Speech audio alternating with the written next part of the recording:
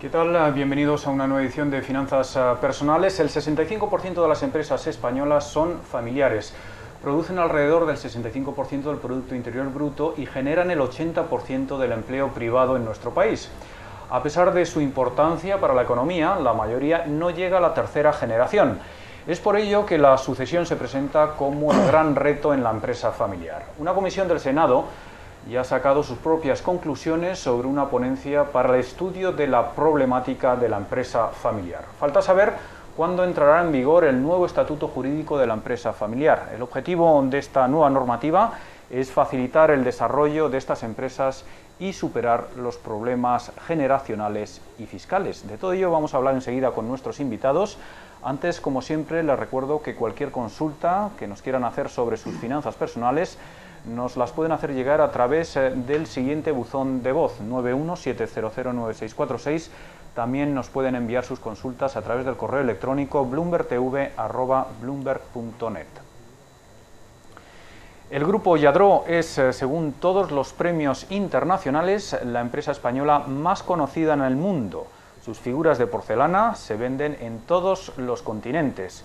De hecho, el 90% de su producción se exporta a otros países. Nos acercamos hoy hasta Tavernes, Valencia, para conocer algo más de esta empresa familiar que va por la segunda generación en el Consejo de Administración. De entre sus manos surgen las figuras Lladró.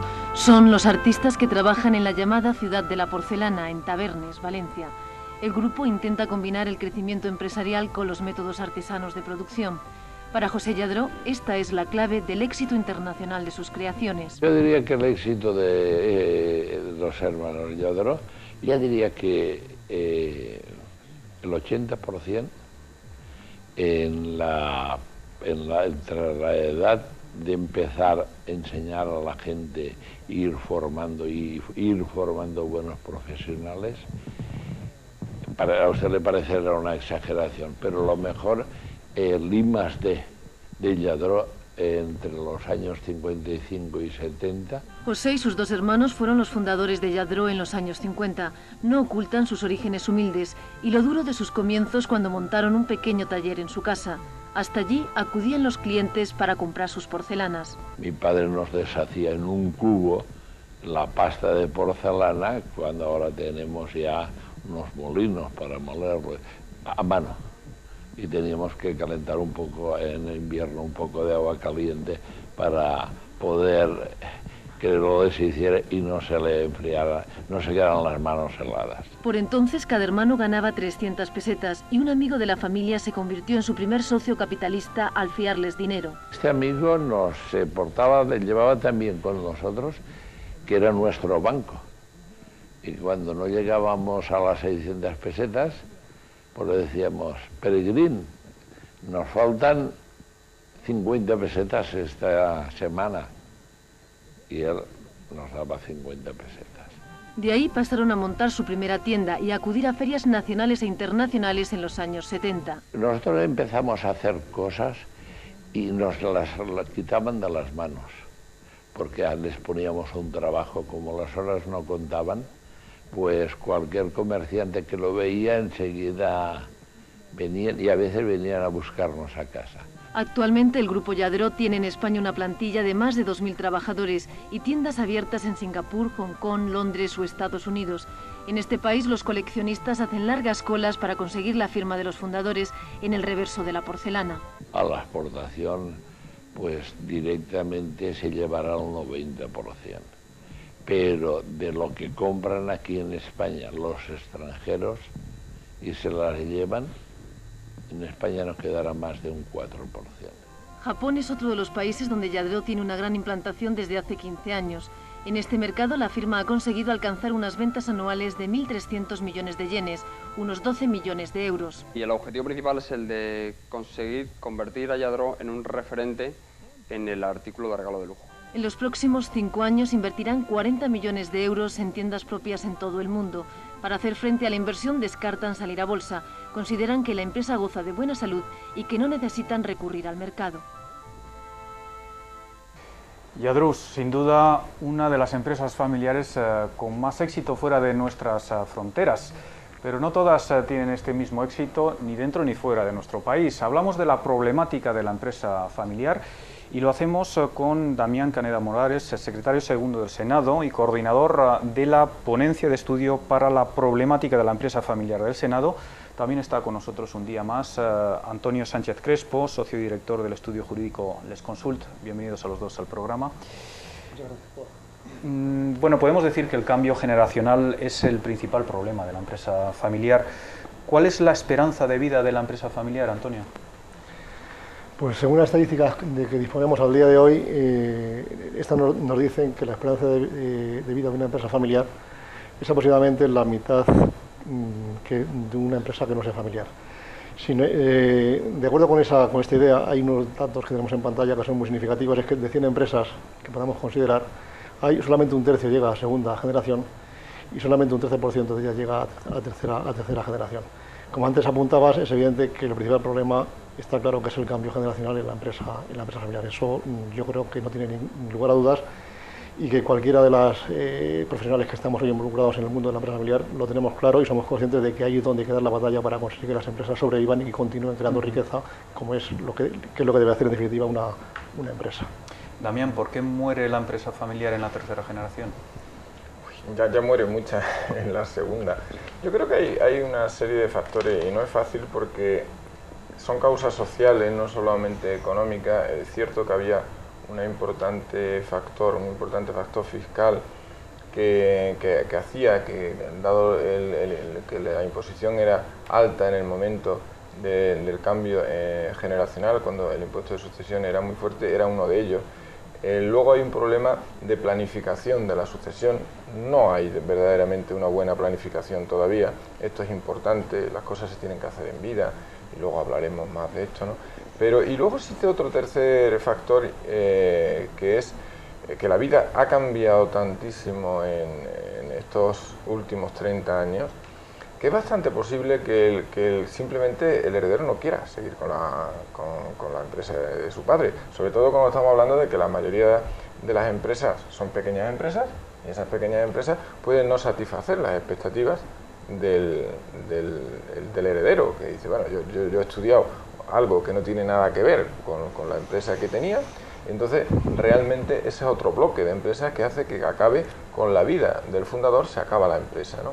Una vez que está consolidada, ya sí es, digamos, entre esa segunda y tercera generación, sí hay que mirar más todo el aspecto económico y todo el aspecto de planificación para que dentro de la cultura de la empresa esté la continuidad, que entre otras cosas es una de las cosas que consideramos necesaria para que sea una empresa familiar, ese deseo de continuidad, ¿no? El dicho de que el padre la crea, el hijo la disfruta y el nieto se la carga, ¿usted cree que esto se aplica todavía en nuestro país? Estadísticamente, con los datos que ha dado Antonio, está claro que es así. Pero bueno, no tiene por qué ser así porque también ha evolucionado mucho la cultura. Hoy en día eso que era el hijo digamos, el niño rico, pues tiende a su desaparición. Hoy hay una formación y normalmente el padre la crea, el hijo la expande y la tercera generación en las empresas que han continuado, porque ha habido acumulación de capital, tanto digamos, económico, capital financiero, como también de capital en experiencia. Hoy en día el proceso de internacionalización hace que esas nuevas generaciones lo tengan mucho más fácil porque ha roto las barreras. Entonces, si mantiene esa educación, que en la empresa familiar se transmiten los valores creativos dentro de la misma familia, ya tiene la formación, le puede venir. Yo creo que las empresas que ya han dado el salto de tener asesores, de meter consejeros externos, esos tienen más fácil la continuación, ¿no? Antonio, ¿cuándo cree que la empresa familiar buscará financiación a través de los mercados, de la bolsa? No sé si hay muchas empresas familiares que cotizan hoy en día en nuestra bolsa. Yo diría que en general tampoco hay muchas empresas españolas que cotizan en bolsa. Hay evidentemente algunas que cotizan en bolsa. Y desde el punto de vista de las empresas familiares, parece claro que hay algunas empresas que no están buscando ese objetivo, parece que lo que quieren es permanecer de alguna manera con su tamaño, aunque siempre tienen el objetivo de crecer, pero yo creo que no todas, por el hecho de crecer, van a necesitar o van a querer financiarse a través de los mercados. Es cierto que no es el mejor momento para salir al parqué, ¿no? Con la situación que estamos viviendo en los mercados, pero cuando decimos que el 65% de las empresas españolas son familiares, pues de ese porcentaje hay muy poca representación en la bolsa, ¿no? Yo voy a apuntar una cosa sobre lo que estamos hablando, ¿eh? No creo que no sea un buen momento para las empresas familiares, para la financiación de ese tipo. Y digo, cuando la bolsa cerca, seguro que tenemos nosotros gente que ha vendido acciones a lo mejor en una empresa familiar o el resto de los familiares para invertirlas en bolsa, en grandes empresas. Y yo creo que se ha podido dar cuenta de que esto no es jauja, que hay momentos buenos, que hay momentos malos. En cambio, en la empresa familiar, hoy, la empresa que está dentro de un proyecto, que lo tiene claro, que se están haciendo las cosas bien, es un momento bueno para que si se necesita financiación, estos recursos que no en este momento huyen de esa bolsa, puedan ir en esas acciones sin voto, que realmente en España no se utilizan, pero que cuando se confía en el empresario, cuando se confía en la empresa familiar, se puede poner porque las rentabilidades de estas empresas son mucho mayores y sobre todo mucho más estables que la de la pequeña en general, que las empresas en bolsa.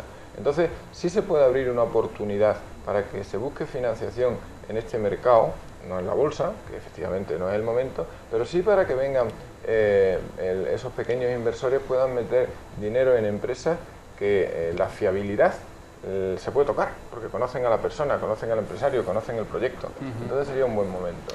Vamos a insistir un poco más en los obstáculos que nos encontramos en el cambio generacional en la empresa familiar. ¿Cuáles son esos principales obstáculos? Quizás el tema fiscal, ¿no?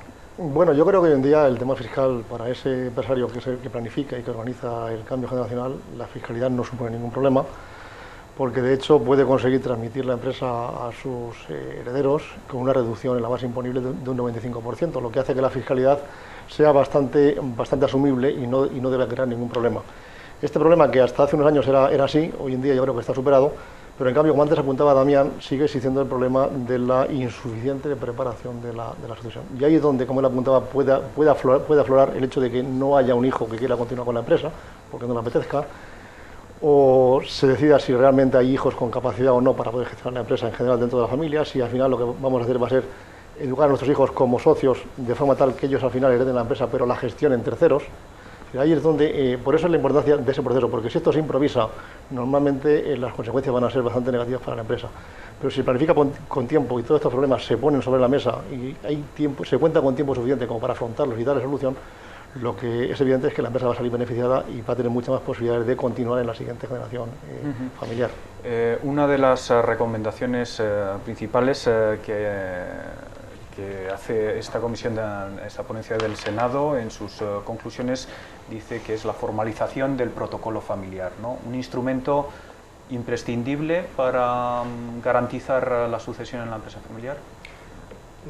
Yo creo que es imprescindible, pero como cualquier otra actividad importante de la empresa, una gran inversión, la salida, ¿no?, a mercados exteriores, la sucesión es quizás lo más importante, porque es un cambio en la gestión y en la propiedad. ¿Cómo puede dejarse eso al azar?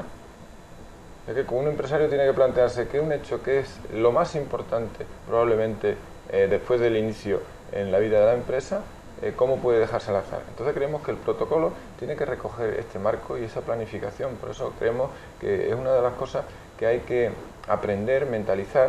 No es el fin, sino un medio más, pero es un medio muy importante para tener previsto, porque estoy de acuerdo con lo que ha dicho Antonio, hoy no es la fiscalidad un problema, hoy el problema es que se tenga prevista adecuadamente y se haga de forma paulatina la incorporación de los nuevos gestores.